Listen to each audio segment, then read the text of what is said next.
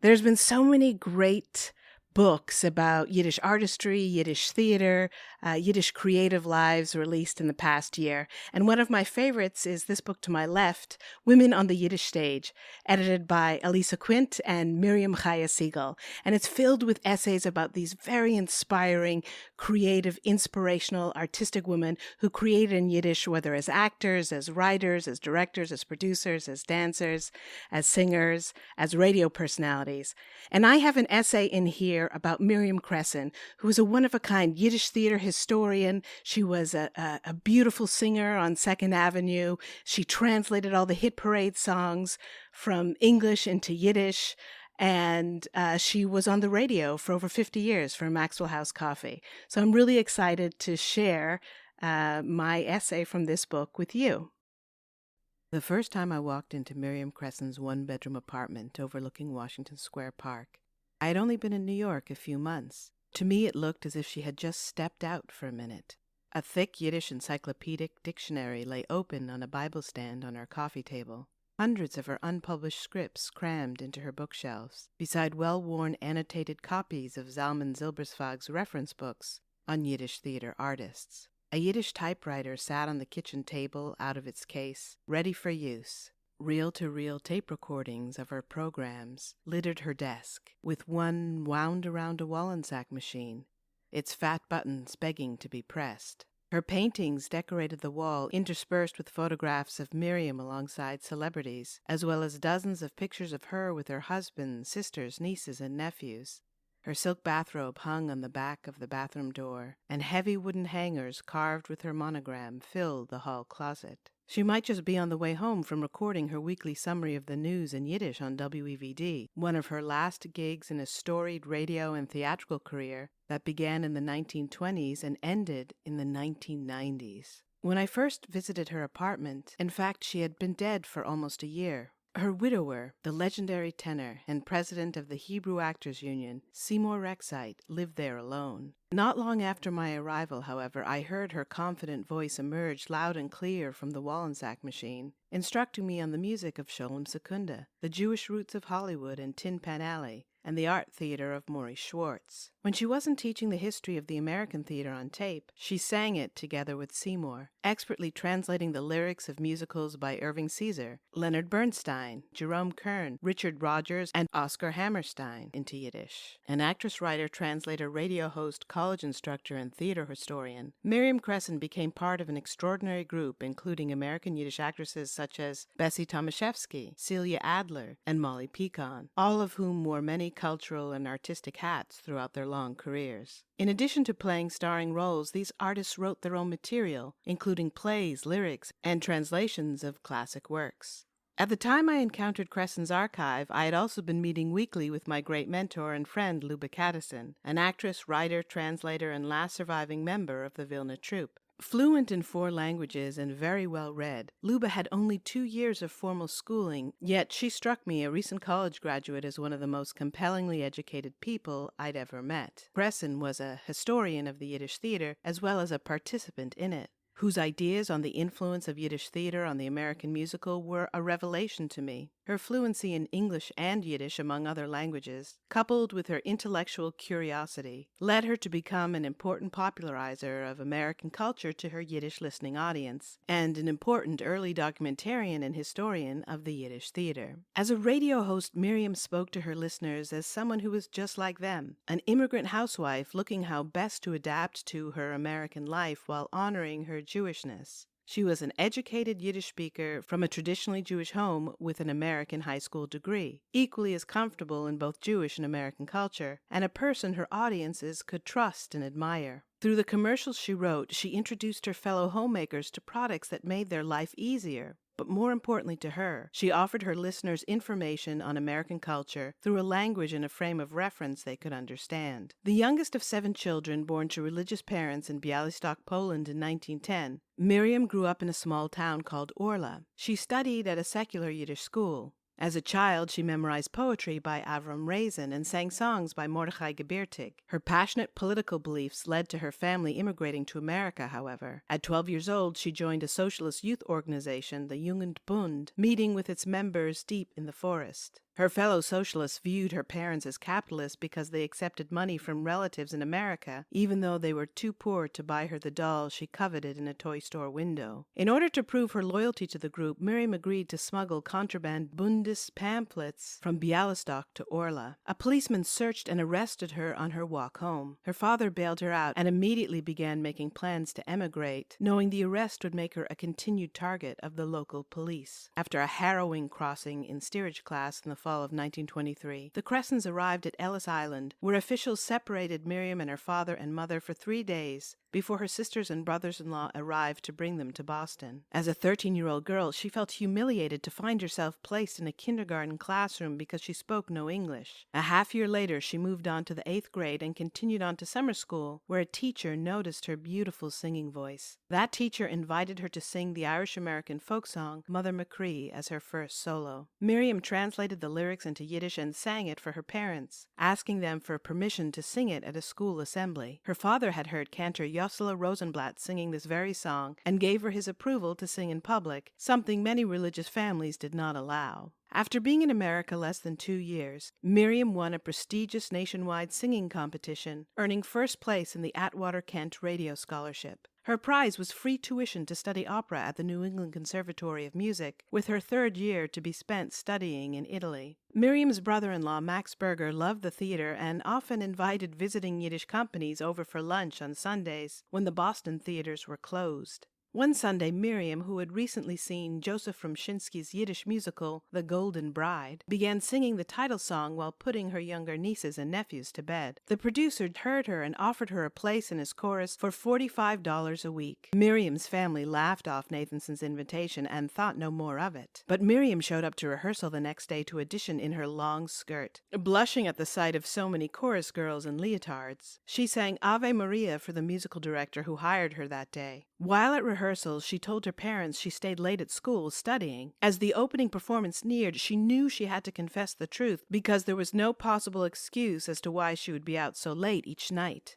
Tempers ignited when she told her family that she was singing in the chorus of a Yiddish musical. Her uncle called up his friend, the producer, to confront him. Nathanson begged the family to let Miriam stay on and perform. The show was about to open, and Miriam had several solos. Eventually, her elderly, religious father came to her defense, saying that he trusted Miriam and she could do the show. From then on, Miriam performed in the chorus of visiting Yiddish theater companies, playing small roles opposite such stars as comedian Ludwig Zatz and the melodrama star Jenny Goldstein. When the New England Conservatory discovered that she was performing professionally, they revoked her scholarship. By this time, however, she had moved on to starring roles, appearing opposite the charming song and dance man, Jaime Jacobson, a divorcee almost 20 years her senior. After Miriam graduated high school, Jaime arranged for her to join him at the 2,200-seat Lawndale Theater in Chicago with star Aaron Lebedev. Relentlessly hazed by several older actresses during the 1929-1930 season, Miriam considered quitting the company. Instead, she took refuge in writing poetry, publishing some of it in local papers. Lebedev soon cast her opposite himself, where she continued to garner excellent reviews. In 1930, Jaime brought his young protege to Philadelphia, where she performed alongside a teenage wunderkind named Seymour Rexite. Although a few years younger than Miriam, Seymour had already starred on 2nd Avenue, sang at the White House, and toured America on the vaudeville circuit with the world-famous cantor Yossele Rosenblatt. Seymour fell in love with Miriam that season. That winter, they both auditioned for and were accepted into the Hebrew Actors Union, a notoriously exclusive institution. The company then toured Boston in the spring of 1931, where they spent Passover with Miriam's family. Seymour's singing of the religious songs he learned in his father's choir impressed Miriam's father, who thought Seymour would be a good match for his talented daughter. Miriam had other plans, however. In spite of the opposition from her family, at 21 years old, she signed a contract to tour with Jaime Jacobson, performing with him throughout the Yiddish theaters of Europe and South America. She would not cross paths with Seymour again for 7 years. Warmly received in Buenos Aires, Miriam starred in the hit Sholem Secunda show, The Lithuanian Yankee. In publicity photos from this time period, Miriam is elegant in riding pants or glamorous dresses with fur shawls. Returning from their successful 16-month tour of South America and Europe, Miriam and Jaime used all their earnings from South America to back a run at the lyric Lyric Theater in Brooklyn that turned into a financial disaster. Too proud to ask her family for money, Miriam sold her jewelry so that she could afford a winter coat. The image of the privileged young American woman she often played on stage couldn't have been further from her real-life circumstances.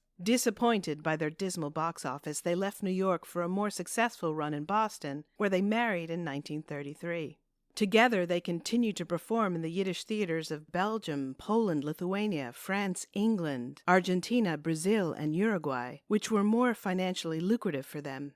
In 1936, Miriam made her Manhattan debut, appearing with Jacobson and Jenny Goldstein's company at the National Theater on 2nd Avenue. The next year, during a tour of Poland in 1937, Miriam starred with her husband Jaime Jacobson in the acclaimed Yiddish film The Purim Player, Der Purimspieler, directed by Joseph Green and Jan Nowina Przybilski. She played Esther, a shoemaker's daughter who falls in love with a traveling circus performer played by Jacobson. They filmed during the day and acted on stage at night. Miriam and her directors discussed making other films together, but she never returned to Poland again. On the strength of her performance in that film, however, Warner Studios invited her for a screen test in Hollywood, an experience she did not remember fondly. On April 11, 1938, Miriam Kressyn became an American citizen. A few months later, the legendary comedian from Warsaw, Itzik Feld, cast Seymour, Miriam, and Jaime for his musical comedy season. That season, Feld produced My Baby's Wedding, a love story set in Nazi Germany called Long Live America and the Polish Rabbi. In these shows, Miriam and Seymour received excellent reviews that highlighted their chemistry playing opposite one another as the young lovers.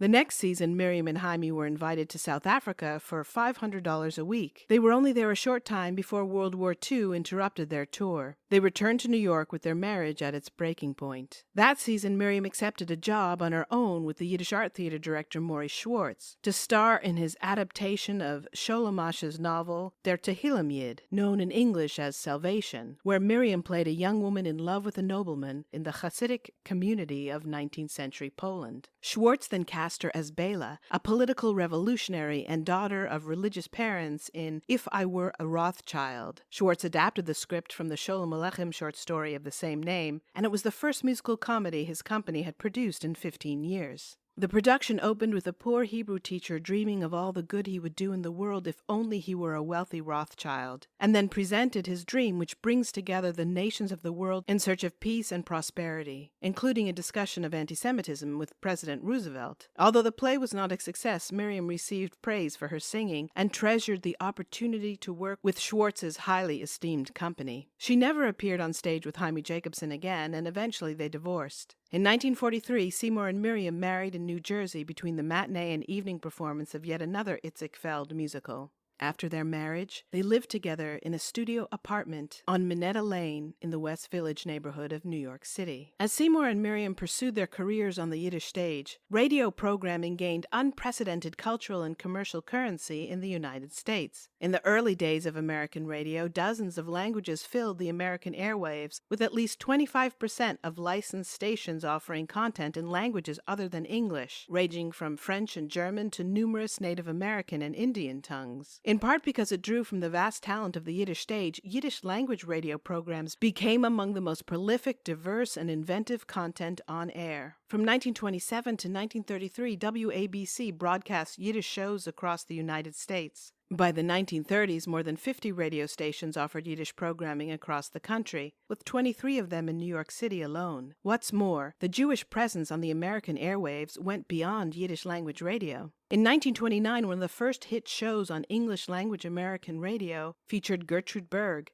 as Jewish matriarch Molly Goldberg in the daily soap opera The Rise of the Goldbergs. Originally broadcast as a daily 15-minute serial on NBC, the Goldbergs turned writer and star Gertrude Berg into the most admired woman in America after Eleanor Roosevelt. Yiddish radio offered much more diverse portrayals of Yiddish speakers than its English-language counterpart, with characters as diverse as the actors who played them. They included matriarchs like Molly Goldberg, but also sophisticated intellectuals, political activists, lascivious lovers, and more. Naturally, 2nd Avenue became the main breeding ground for the stars of this new medium. Molly Picon, Herman Yablokov, Itzik Feld, and all the marquee names had their own radio shows. Plays that were successful on 2nd Avenue were routinely serialized on air, and popular radio shows were adapted for the stage. In fact, from its inception in the 1920s and in the several decades that followed, Yiddish radio became an even more diverse platform than its theatrical counterpart because of the inexpensive production costs and average 15-minute showtimes. In addition to radio plays, variety shows, soap operas, klezmer concerts, and music shows hosted by swing bands, musical theater stars, opera singers, and cantors, Yiddish radio featured such offerings as the News and Rhyme, Dada is Poetry, rabbinical advice programs, man-on-the-street interviews, theatrical reviews, editorial programs, shows on how to learn English, game shows, children's shows, literary programming, and more, available for free to anyone with a radio.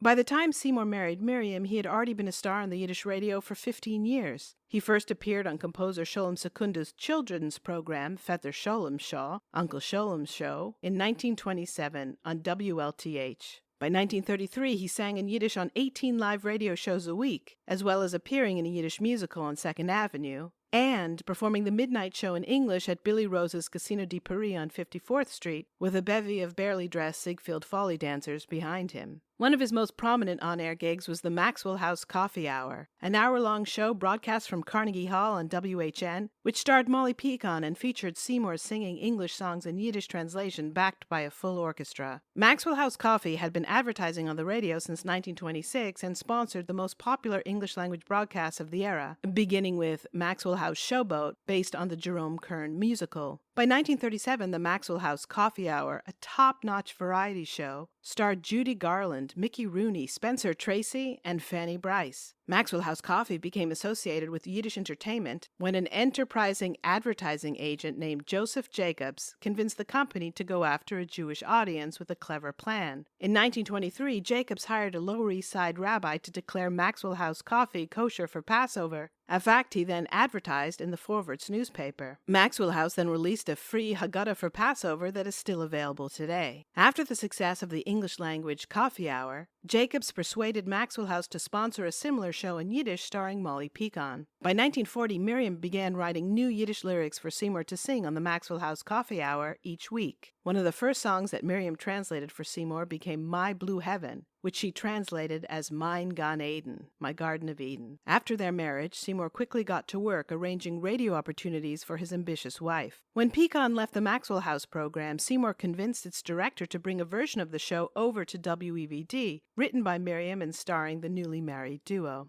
In 1944, Seymour and Miriam debuted as co-host on Jewish Matinee Time, sponsored by Maxwell House Coffee, written by Miriam Kressyn and airing every Monday and Wednesday. Each 15-minute show featured 3 songs sung by the couple interspersed with dialogue and 2 commercials about how much they loved Maxwell House Coffee. Miriam and Seymour portrayed a sweetly argumentative husband and wife, with the wife always correcting the husband for his backward thinking. The show focused on everything from Jewish and American holidays to popular recording artists of the day to well-known folk songs from both the American and Jewish traditions. Kressyn wrote Jewish Matinee Time first in Yiddish and later in a Yiddish-peppered English. She continued to translate hit parade songs in Yiddish from Was for a Nar bin ich, What Kind of Fool I Am, to Nishto kein Morgen, There's No Tomorrow, singing them live on air with her husband in a mixture of solos and duets. She also translated American folk songs and poems by Walt Whitman. Later, she translated Yiddish songs into English, such as Why So Angry, Little Kitten, and Raisela, the Butcher's Daughter. Their first theme song became Abe Elstein's Du und Ich,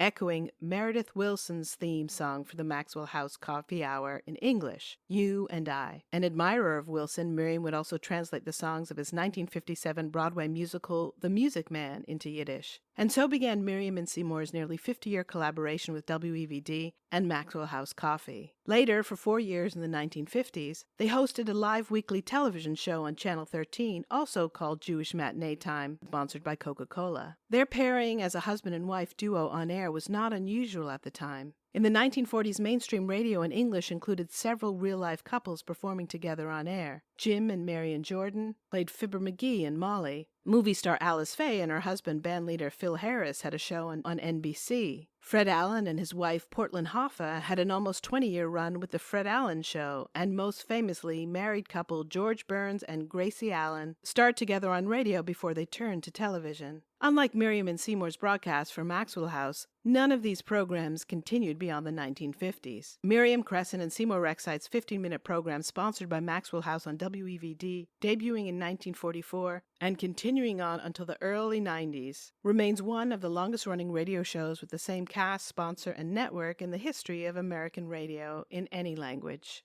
Miriam's collaboration with Maxwell House was only the beginning of her 50-year radio career, however. Her first solo program that she wrote and hosted for WEVD she named Treff sich mit Miriam Kressyn, Meet Miriam Kressyn. It debuted Monday, Wednesdays, and Fridays at 2:30 p.m. Zvi Schooler joined her as announcer with Harry Lubin as the musical director. Lubin would later become the musical director of the Loretta Young Show on television. In this Yiddish language program, initially sponsored by Quaker Oats, Kressyn began by introducing immigrant housewives to American culture. At first, people assumed that her announcer Zvi Schooler wrote her shows, while she read aloud from the script. She made sure to correct them. Miriam began her broadcast with the opening line, "Hello, ladies. Hello, Zvi," before launching into her English monologue. Ever grateful for her own free education in the Boston public schools, she discussed the lives of Betsy Ross and Christopher Columbus. She spoke about the literature of Harriet Beecher Stowe, Nathaniel Hawthorne, and O. Henry. She taught her listeners about the philosophy of Baruch Spinoza and Lucius Seneca. She read letters from Jewish soldiers during wartime, always cautioning against the horror of war. She also covered lighter fare like the first day of school, etiquette, and trips to Coney Island. Miriam did shows on every major Jewish and American holiday. Most shows, no matter their subject, included a biblical story or quote from the Talmud. In one program in early 1951, she interviewed her favorite poet from childhood, Avram Raisin, an experience she describes as her greatest fantasy. On another show years later, she remarked on how a poor girl from Orla, Bialystok in Boston would never have traveled the world and met so many exceptional people if she had not joined the Yiddish theater. On other programs, she interviewed non-Yiddish speakers in English, while introducing the episode and summarizing its content in Yiddish, as well as reading out some of the commercials in Yiddish. In one episode of Treff sich mit Miriam Kressyn from 1951,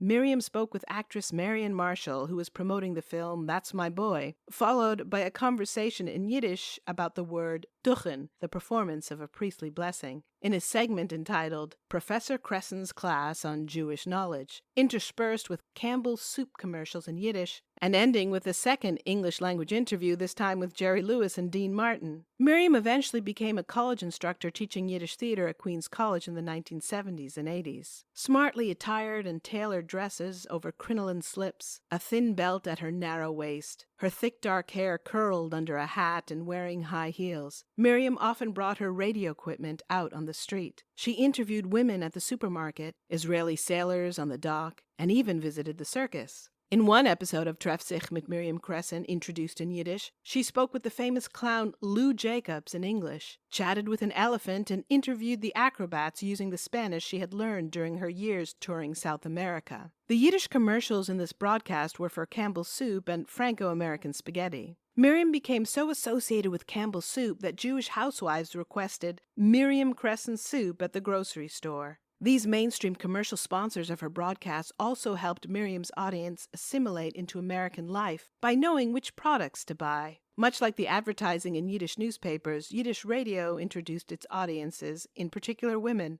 to the convenience of modern American life. Miriam wrote her own commercials, expertly adding her own personal spin to every product, presenting herself as a busy yet perfectly turned-out housewife, selling products to Jewish housewives in a voice they could trust. In one commercial she wrote for DuPont Nylons in 1924, she says in Yiddish, "I don't need to tell you the trouble women have with a run in stockings. This is our great tragedy and our eternal worry. As soon as you pay 69 cents for a pair of stockings, you put them on and you get a run. These new nylon stockings are so strong, people are saying they almost never run." In another episode, she exhorted her listeners to grab a pencil and pen as she read a recipe for prune cakes using Rumford's baking soda. Sometimes she even included the names of her sponsors in the songs she was translating. She wrote all of her own advertisements for canned soup and instant coffee and nylons, with an eye to sharing modern conveniences with the Jewish housewife, perhaps freeing up some of their time for self-betterment. turning into Miriam's show, for instance, learning about Susan B. Anthony and Abraham Lincoln, and some of the other historical figures their children would be studying in school. Despite the role she played during commercials, however, Miriam was no domestic goddess at home. She was a childless divorcee on her second marriage who worked as many hours as her husband did. Her kitchen table was more often covered with typewriters and scripts than plates and dishes. Not a frequent cook, she and Seymour often went out to eat and spent holidays with her siblings in Massachusetts. As Miriam's radio career took off in the early 1940s, Gertrude Berg's comedic soap opera The Goldbergs held its spot as one of the most popular programs on the American airwaves. As creator and star of The Goldbergs, Berg introduced millions across America to their first portrait of a Jewish family. As with Miriam, her portrayal of a Jewish housewife belied her reality as a hard-working show business veteran. Berg wrote over 12,000 scripts for the radio show and later television program, admitting that she often spent more time in her life as Molly Goldberg than Gertrude Berg. There are many more connections between Miriam's broadcast career and Gertrude Berg's. Like Miriam, Berg included Jewish content as well as American issues on her show, dealing with anti-Semitism and the Holocaust as well as celebrating Passover and Hanukkah. Berg regularly invited opera singer Jan Peerce to sing during the holiday-themed episodes of The Goldbergs. That popular Jewish singer began his career on the Yiddish stage with Seymour with the unlikely stage name of Pinky Pearl. Miriam and Seymour also regularly invited Peerce to sing on their broadcasts and devoted several programs over the decades to Peerce's inspiring life story. Furthermore, Miriam's frequent co-star on Second Avenue, Menashe Skulnick, played a regular role on The Goldbergs as Uncle David. In fact, Seymour and Skulnick would share a cab uptown after performing on Second Avenue, so that Seymour could make the midnight show for Billy Rose, while Skulnick rehearsed and recorded with Berg. By the time Miriam came on the scene, Berg's beloved matriarch was already a somewhat outdated example of modern Jewish womanhood. In fact, the American-born Berg admitted that she created the Yiddish-accented character based on her own immigrant grandmother. Miriam, on the other hand, offered a vastly different view of Jewish womanhood, a poised and sophisticated intellectual eager for knowledge, a woman equally at home in her new American culture as in her Jewish roots. Miriam's refined and confident, "Hello, ladies," couldn't be more different than Molly Goldberg's loud and gossipy signature opening, "Yoo-hoo!" Moreover, Miriam did not traffic in immigrant stereotypes, and unlike Berg, she never played a rube on air. She left that role strictly to Seymour. She crafted her dialogue to showcase her deep Jewish and American educations. Despite her promotion of traditional housewife-like virtues in cooking and dressing well, she never played subservient or second fiddle to Seymour or any of her male hosts. She always came across as the smartest person in the room. If there was to be a butt of her joke, it was the husbands and not the wives. Miriam portrayed not the blundering Jewish immigrant housewife, but the educated, intelligent, elegant one. No one wanted to look or sound like Molly Goldberg, as lovable as she was. Miriam Kressyn, on the other hand, an actual native Yiddish speaker, an immigrant to America, was as assured and elegant as the iconic American-British actress Joan Fontaine. Miriam sought to educate her audience about American life, but in their own language, while encouraging her audiences to dress stylishly and nurture their families in the kitchen. She encouraged them above all to educate themselves, to know what it was to be American, to vote, to read novels, and to visit art exhibits.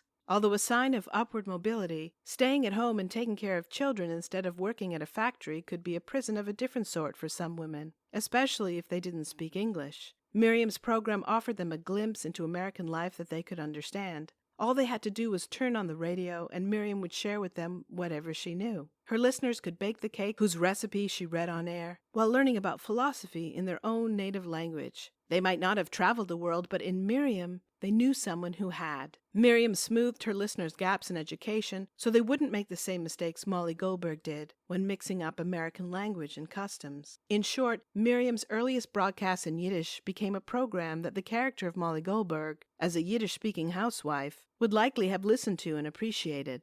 What's more, Miriam believed her audience deserved an education, that it was an essential part of the American dream. She knew what it was like to be humiliated as a 13-year-old girl in a kindergarten classroom. She knew what it was like to be dismissed as unintelligent because she didn't speak English, dismissed as uneducated because she was an actress, seen as untalented as she struggled to learn the dance and songs the more experienced actors already knew. As a result, she treated her listeners with the utmost respect, never speaking down to them, yet always teaching them, offering them culture and education many did not have the opportunity to experience elsewhere. All the while, she continued to treasure and promote Jewish culture. The Jewish history and sacred texts that she studied with her father and at her Yiddish school in Poland made frequent appearances in her dialogue. She lovingly described old world traditions she learned preparing for the Jewish holidays with her mother. She demonstrated that it was possible to be Jewish and American, that both cultures held equal value and deserved to be celebrated and owned by Jewish Americans, both born here and recent immigrants.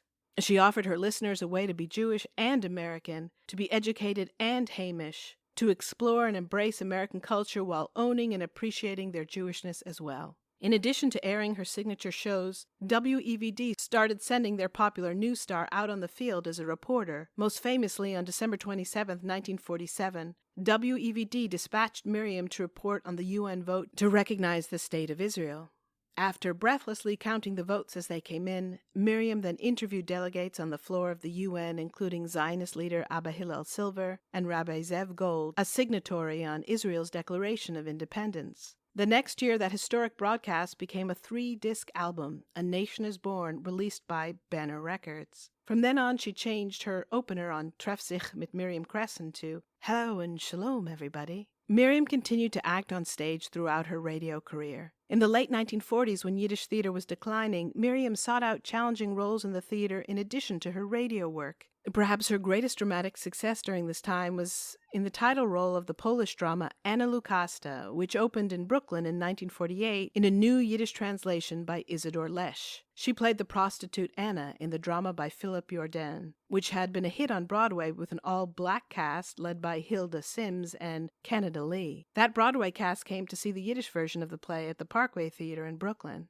Miriam's image as the sophisticated radio host stood in sharp contrast to what became her favorite theatrical role as the prostitute Anna. Wearing 2 short dresses and fraying fishnets, Miriam played a role that allowed her to be free from the strictures of intellectual and societal perfection that bound her. She finally felt comfortable exploring a deeply sexualized character on stage. A long journey from the immigrant high schooler embarrassed by chorus girls in leotards, or the young actress completely at sea trying to portray a flapper opposite Lucy Gurman in Philadelphia. By this time in her career, happily married, she had established herself as an undeniable talent and was free to investigate taboo subject matter. Miriam received excellent reviews, recognized as the youngest leading lady of the Yiddish theater by the New York Post. Her older, more conservative sisters, while accepting of her career in the theater, were not pleased to see her in the role of a prostitute. During one benefit performance for the Yiddish Theatrical Alliance, celebrating the launch of actress Celia Adler's 2-volume memoir, Celia Adler der Zelt, Seymour and Miriam did a presentation on the history of the Adler acting dynasty. That presentation was so successful that they began to focus their Maxwell House program on memories of the Yiddish theater, intertwining their personal stories of working with a Yiddish theater artist, coupled with singing or playing recordings of songs made famous by the artist they were profiling. Beginning in 1959, they called their show for Maxwell House Memories of the Theater, and its theme song became Miriam's Yiddish translation of There's No Business Like Show Business. From then on, she and Seymour focused their work on sharing the triumphs and heartaches of the greatest artists they worked with, knew, and loved. Later, when Zvi Schuyler went on tour with Fiddler on the Roof in the 1970s, they took over the Forward Hour and began presenting in-depth programs of an hour or more entirely in Yiddish, discussing some of the great creators of the Yiddish stage, including its most famous composers, Abe Elstein, Sholem Sekunda, Joseph Rumshinsky, Alexander Olshanetsky, and Avram Goldfaden. They brought the heyday of the Yiddish theater to life, describing it as they lived it or as they had been told about it. They recounted stories of song and dance man Aaron Lebedoff learning the American style of performance by running upstairs between shows to the roof garden of the National Theater, where the Minsky brothers ran a burlesque house. Parrot Sandler then wrote the song Oi Mädlach, Oh Girls, for him. They introduced their audience to a wide variety of music, from the Hasidic songs collected by Seymour's mentor Chaim Katalansky to Julia Ward Howe's Battle Hymn of the Republic. They frequently performed Miriam's Yiddish translation of West Side Story by Leonard Bernstein, whose father attended the same synagogue as Miriam's sisters in Sharon, Massachusetts. They shared how Harold Arlen, the composer of Somewhere Over the Rainbow, first studied music in the choir of his father cantor Shmuel Arlek, and then they sung Arlen's songs in Yiddish. They compared Goldfaden's Shulamis to the Threepenny Opera by Kurt Weill, another cantor's son, whose song Miriam also translated into Yiddish. They described Moshe Oisher performing to standing room only in a synagogue while some congregants heckled him for daring to mix traditional nigunim or melodies with jazz motifs. They interviewed Irving Caesar, who, full of Yiddish expressions, said how much he loved hearing Seymour sing his song "Love is Such a Cheat" in Yiddish. Throughout their partnership, Miriam and Seymour recounted the history of Yiddish theater and music through entertaining programs on the air. The recordings of these programs are a time capsule twice over of 1950s, 60s, 70s, and 80s New York life, and of the early years of the Yiddish theater. During the golden age of American radio, when one of the most popular, longest-running English-language shows in the country featured the sweet but bumbling Yiddish-accented matriarch Molly Goldberg, Miriam Kressyn crafted another version of the Yiddish-speaking woman, a poised actress and creatrix, invested in Jewish life, while a firm believer in the American dream. As the last prima donna of Yiddish theater's final golden age, Miriam became its chronicler, its champion, and its voice of record. From Polish revolutionary to American radio icon, to everything she became in between.